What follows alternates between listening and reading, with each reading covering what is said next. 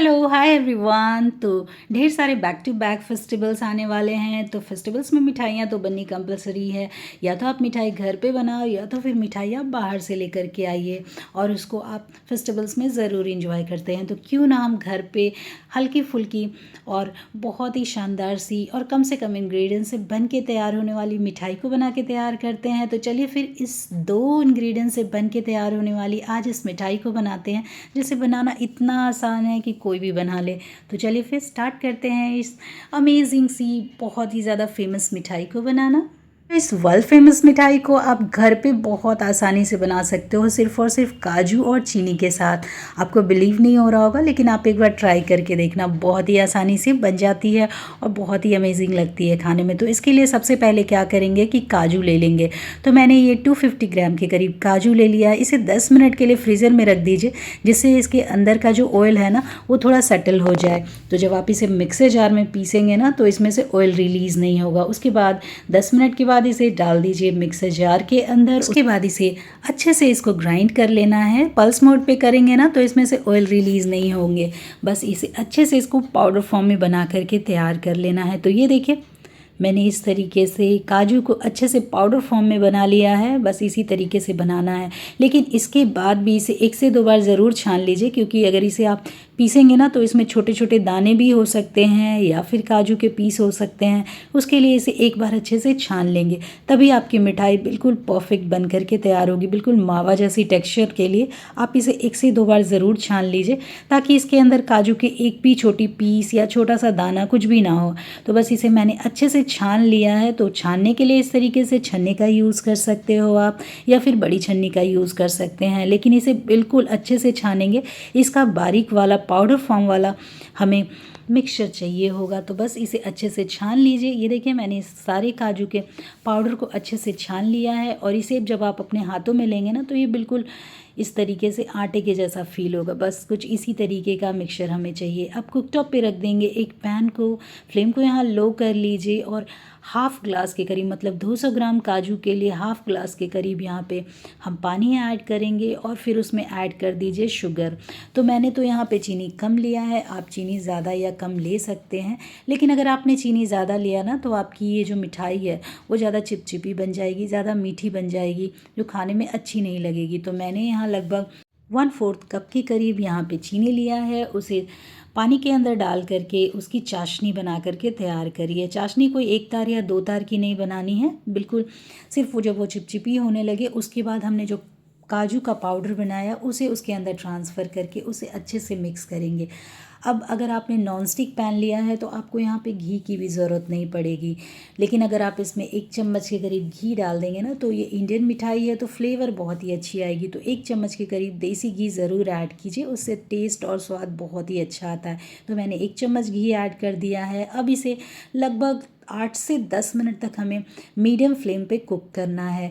Continue इसे stir करते रहिए, नहीं तो काजू जो होती है ना वो नीचे से चिपकने लगती है, जलने लगती है। तो इसे लगातार चलाते हुए पकाएंगे और जैसे ही 7 से 8 मिनट होंगे देखेंगे आपकी ये धीरे धीरे पैन को छोड़नी शुरू हो गई है और ये इस तरीके से गाढ़ी होनी शुरू हो जाएगी। अब हाथों में घी लगा करके क्या करेंगे ना कि थोड़ी सी इस पेस्ट को ना प्लेट में लेंगे और उस पेस्ट को आप अच्छे से गोले बनाने की कोशिश करें। देखेंगे कि ये बिल्कुल इस तरीके से राउंड राउंड बननी शुरू हो गई है, मतलब आपका बैटर तैयार है इस मिठाई को बनाने के लिए।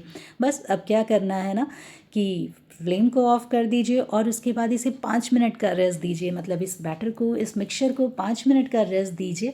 और 5 मिनट के बाद इसे किसी सेलोफेन पेपर पे या इस तरीके से मार्बल पेपर पर या फिर बेकिंग पेपर पे आप इसे ट्रांसफ़र कर लीजिए। अब इसे ट्रांसफ़र करने के बाद इसे अच्छे से हमें गूंदना है। अगर आप इसे हाथों से गूंदोगे तो हाथों में ये चिपकनी शुरू हो जाएगी।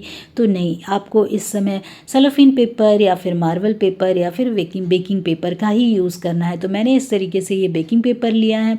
अब इस तरीके से इसे अच्छे से गूंदना है और उसके बाद आप देखेंगे ये बिल्कुल डो की कंसिस्टेंसी में आ जाती है। तो ये देखो, बिल्कुल डो की तरह बन करके तैयार हुई है। लेकिन अगर आप चीनी हिसाब से डालेंगे ना तो ये हार्ड नहीं होगी, मतलब इसके अंदर चाशनी वाला टेक्सचर नहीं आएगा, ये बिल्कुल डो की तरह बन करके तैयार होगी।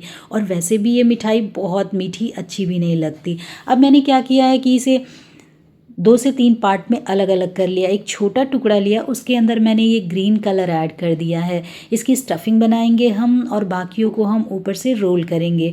मैं आज बना के तैयार कर रही हूँ काजू रोल।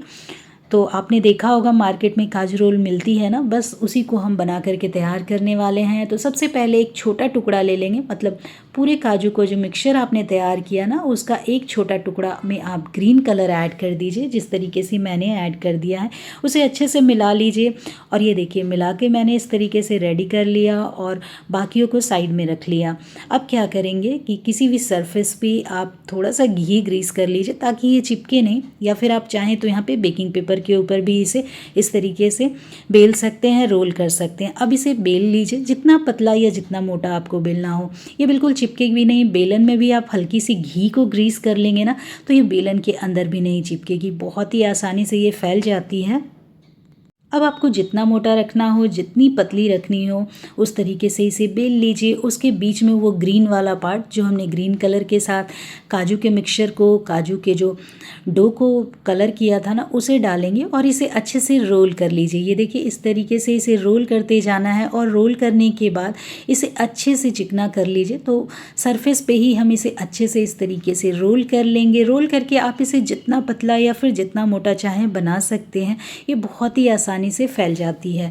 तो मैंने थोड़ा इसे मोटा साइज़ में रखा है। मार्केट में ये इससे भी पतली मिलती है, तो आप चाहें तो इसे और भी पतला कर सकते हैं और बना करके तैयार कर सकते हैं। अब इसे अच्छा दिखाने के लिए थोड़ी सी चांदी के वर्क लगा दे अगर आपके पास है तो मेरे पास ये चांदी की वर्क पड़ी हुई थी, तो मैंने ऊपर से इस तरीके से चांदी का वर्क लगा लिया, जिससे ये देखने में बिल्कुल मार्केट जैसी लगती है। फ्लेवर और टेस्ट में कोई फ़र्क नहीं होता, सिर्फ देखने में बहुत ही ज़्यादा अच्छी लगती है, मिठाई जैसी फील होती है। इसलिए आप यहाँ पे चांदी का वर्क लगा सकते हैं, लेकिन ये टोटली ऑप्शनल है। आप लगाना चाहें तो लगाएं या फिर इसे स्किप भी कर सकते हैं। 10 मिनट के लिए इसे फ्रिज में रख दीजिए और उसके बाद इसे कट कर लीजिए। 10 मिनट अगर आप इसे फ्रिज में रखेंगे ना तो काजू बहुत ही अच्छे से सेट हो जाती है, मतलब ये मिक्सचर जो है बहुत अच्छे से सेट हो जाएगी। और फिर किसी साफ नाइफ़ से इसे कट कर लीजिए। तो नाइफ़ जो है वो बिल्कुल शार्प होनी चाहिए, इस चीज़ का भी ध्यान रखिए। और उसके बाद नाइफ़ पे हल्की सी घी लगा करके और उसके बाद इसे कट कर लीजिए। और ये देखिए मार्केट वाली महंगी मिठाई मतलब काजू रोल आप घर पे बहुत ही आसानी से और सिर्फ 2 इंग्रेडिएंट्स के साथ बना करके तैयार कर लेंगे। देखिए कितनी शानदार लग रही है ना, और बनाना इतना आसान है, बहुत ही झटपट, सिर्फ 10 से 12 मिनट में ये बन करके तैयार हो जाती है। और आपने इसे घर पे बनाया है तो ये बहुत ही ज़्यादा हाइजीनिक है और बहुत ही ज़्यादा अच्छे से बन करके तैयार हो जाती है। मार्केट की मिठाइयों में बहुत ज़्यादा मिलावट होती है, तो जब भी कोई फेस्टिवल आए तो आप इस तरीके से घर पे बहुत ही आसानी से काजू रोल बना करके तैयार कर सकते हैं। और अभी तो बैक टू बैक ढेर सारे फेस्टिवल्स आने वाले हैं, तो इस तरीके से सिर्फ और सिर्फ 2 इंग्रेडिएंट्स से आप घर पे ये शानदार से मिठाई बना करके तैयार कीजिए और इसे अपने फैमिली एंड फ्रेंड्स के साथ ज़रूर इंजॉय कीजिए।